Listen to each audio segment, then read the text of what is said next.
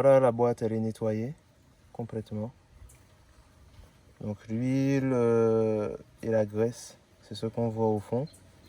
Sur le piston de marche arrière, j'ai déjà mis tous les joints neufs. Je les réinséré. Maintenant, je vais placer le ressort et je pourrai remonter la boîte. Voici le ressort du piston. C'est le ressort du piston B4. Donc c'est celui qui se trouve tout au fond de la boîte auto. Ils sont plutôt en bon état, vraiment en bon état. Donc là on peut voir aucune éraflure, aucune casse. Le jus est normal. On a un jus latéral ici. C'est normal.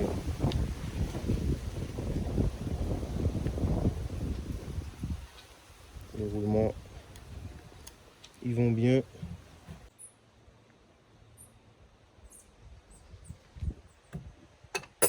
Ça c'est les embrayages de marche arrière, là on voit bien.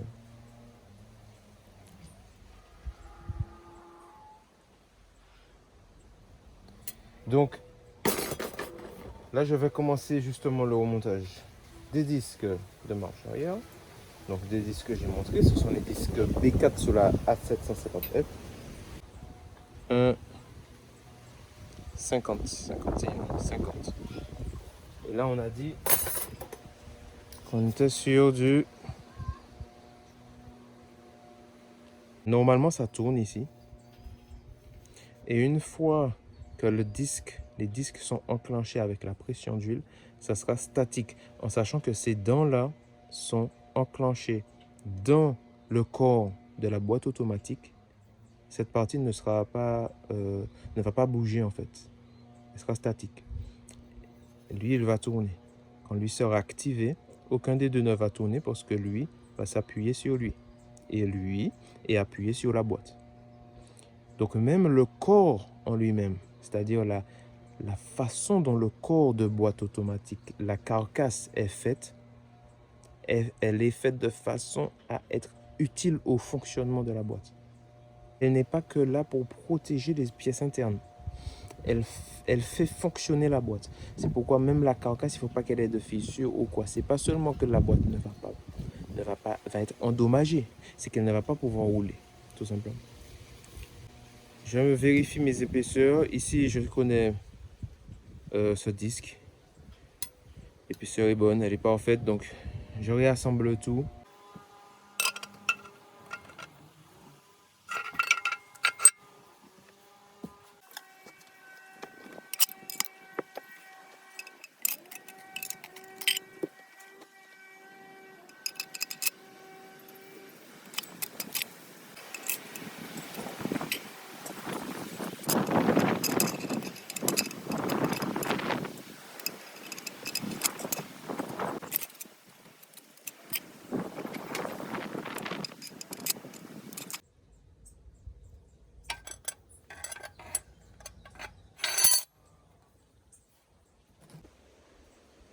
Voilà ici ce qu'on appelle en anglais un one-way clutch.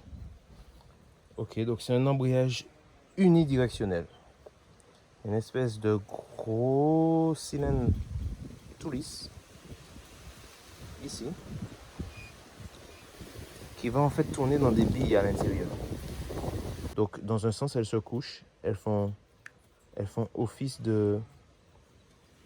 d'embrayage unidirectionnel, donc elles laissent tourner, c'est lisse. Dans l'autre sens, ça bloque là, ça bloque vraiment, ça relève en fait l'autre face et ça vient en fait faire friction. Donc du coup, c'est pas possible de tourner. Il est bon, il est en bon état, il est propre quand on soulève.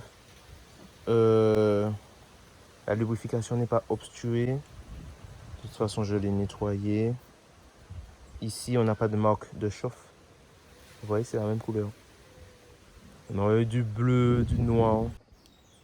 Alors, le one-way clutch que je viens de montrer a été monté avec tous les autres embrayages internes au corps de la boîte, de manière à pouvoir avancer sur la vidéo et ne pas pouvoir faire une vidéo de 2 heures.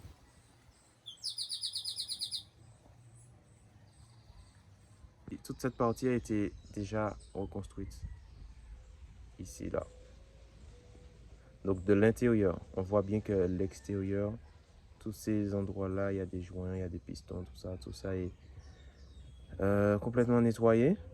Et maintenant, ben, il ne reste plus qu'à faire le tambour ici. Et puis on va terminer. C'est parti.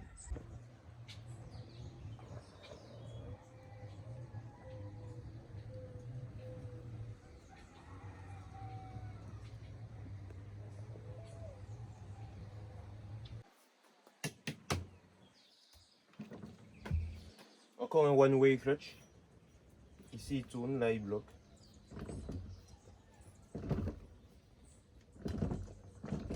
Normalement, dans cette boîte, il y en a 3.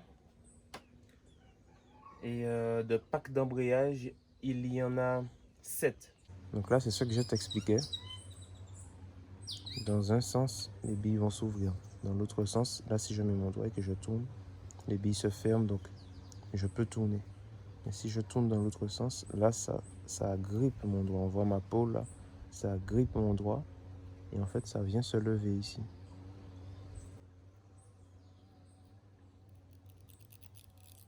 Et il y en a tout autour.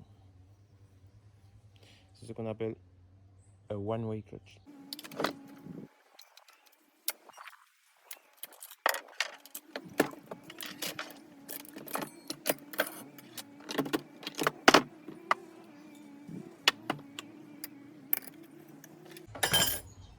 Donc là, on a un tambour, 2 tambours, 3 et ici. Que ici, ces embrayages-là s'enclenchent dans celui-là. Ces embrayages du fond s'enclenchent dans celui-là. Et ceux du dessus, dans celui-là.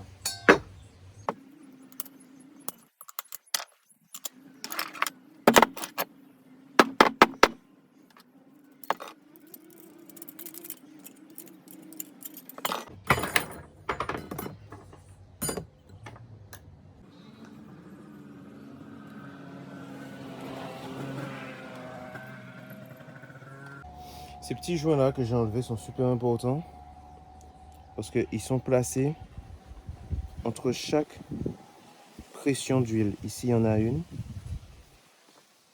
Ici, il y en a une. Ici. Et en fait, l'accumulation de la pression de l'huile se fait grâce à ces joints. Autrement, l'huile serait passée d'ici à là, puis là. Mais comme il y a 2 joints, quand l'huile essaye de passer, les joints s'ouvrent et ça crée une accumulation de pression ici. Ce qui peut permettre l'enclenchement de vitesse. Voilà.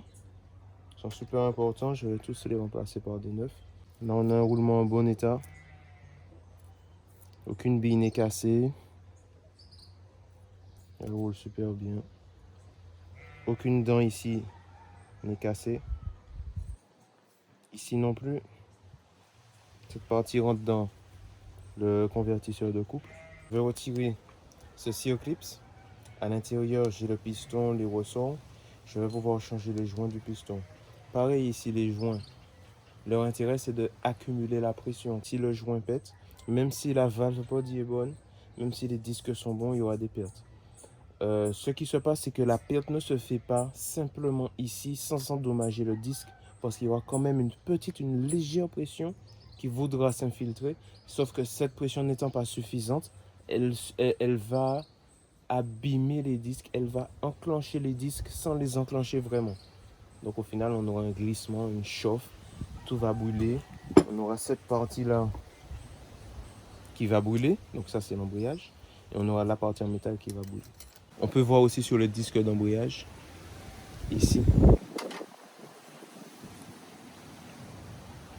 On passe la main. La profondeur qu'il y a entre cette partie épaisse et cette partie creuse. Moi, ça m'indique l'usure.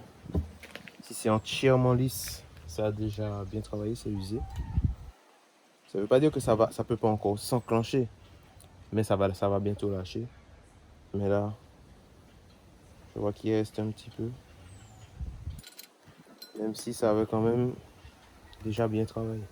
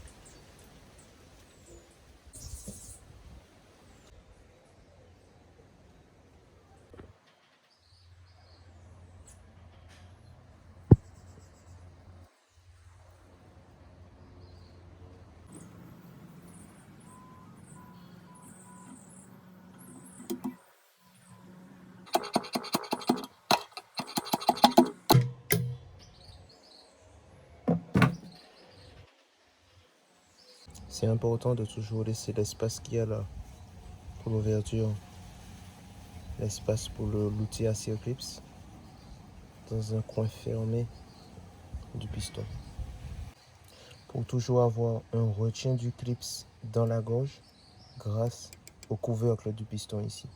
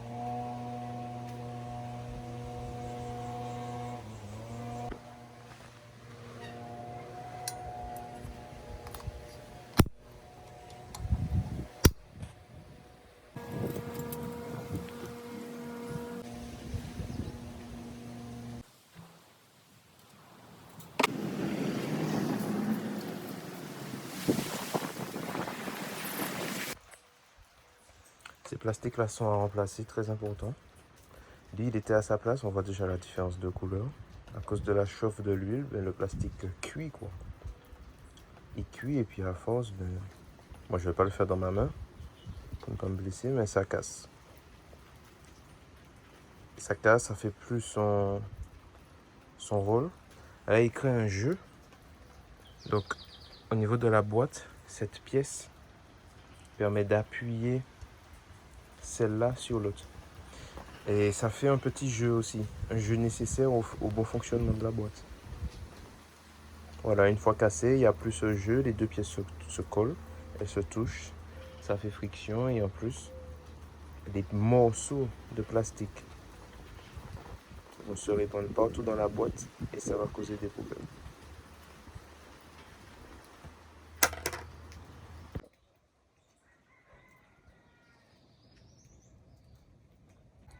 voici à la pompe. C'est comme ça qu'elle est. Ici vient se fixer le stator du convertisseur de couple. Bon, ça peut paraître un peu charabia, mais en fait, il faudra juste un jour que je puisse ouvrir un convertisseur pour vous montrer.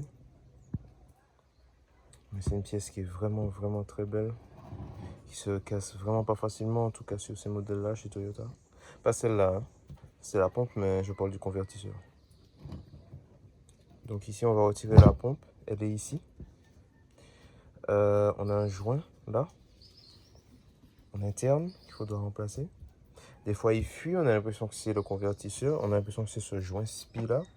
C'est le joint en fait du convertisseur qui vient prendre le convertisseur ici, mais en fait non.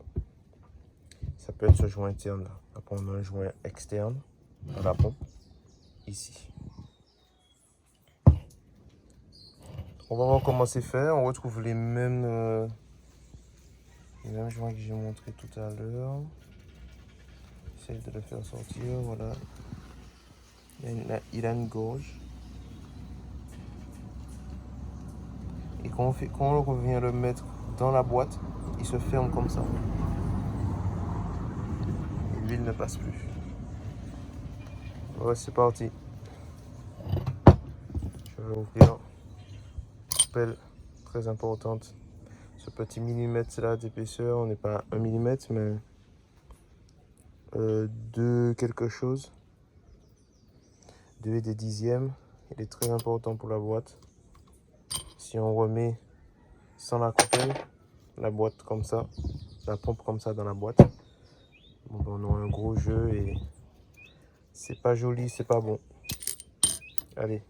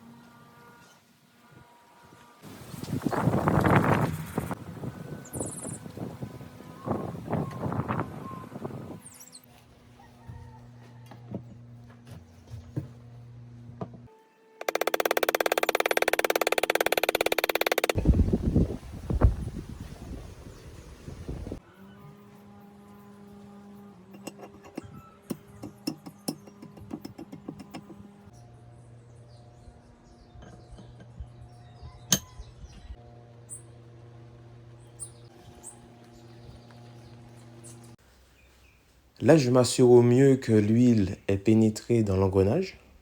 C'est pour ça que je l'ai fait faire quelques tours pour qu'il ne tourne pas sans huile au premier démarrage. Pour qu'il n'y ait pas de friction, que ça n'y ait pas d'usure prématurée, etc. Ensuite, bien sûr, partout où je mets les joints, je mets la graisse pour faciliter l'enclenchement. Ensuite, je remonte la pompe. Donc ça, cette pompe-là, elle est obligée d'être remontée comme ça. On ne peut pas la remonter autrement parce que le couvercle de pompe passe par le dessous et non par le dessus. Et donc, il faut monter la boîte, monter la pompe en tenant par dessous. Ici, les joints que je remets sont très intéressants. J'en ai déjà parlé. Mais quand je les place, je les insère tous les trois au même niveau. Donc, la gorge du joint est placée au même niveau. Puis, je fais un tiers de tour pour chaque joint afin que leur gorge soit dans des directions opposées pour une meilleure compression de l'huile.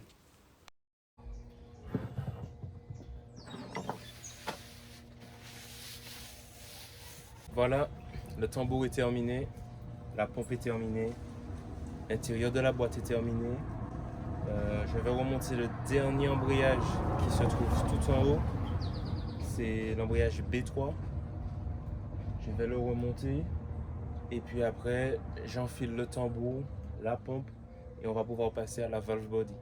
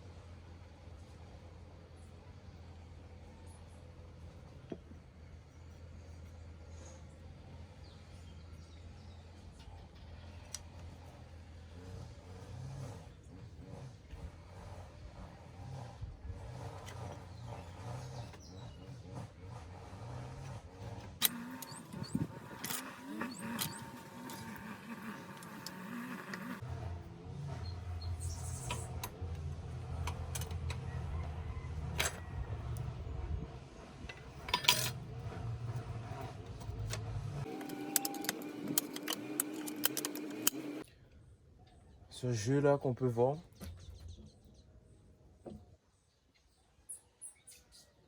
il sera réglé par la bague qui est à l'intérieur. Bon, c'est de l'huile, hein. La pompe est toujours graissée.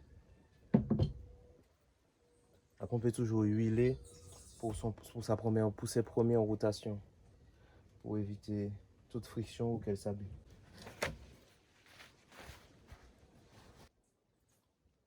On arrive à la fin de cette partie 2. Je te donne rendez-vous dans la partie 3 où là je termine la boîte, je la ferme, je la livre au client. Donc si tu veux ne rien rater et suivre jusqu'au bout, ben rendez-vous à la partie 3. Allez, à bientôt. Bye.